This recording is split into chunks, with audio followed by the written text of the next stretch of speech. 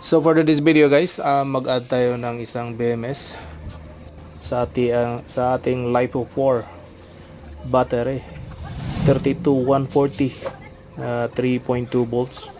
So 15 amperes matag-isa guys. So yung battery natin guys is 8 piraso.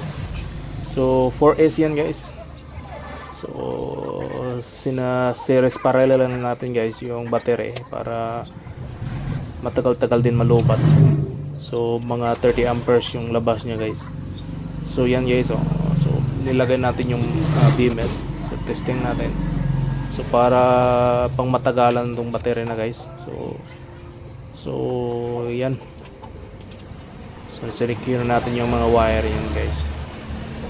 So yung battery pala nito guys, so yung purpose pala ng battery guys, para sa akin ang mini karaoke natin na setup guys. So yan, oh, tapos na.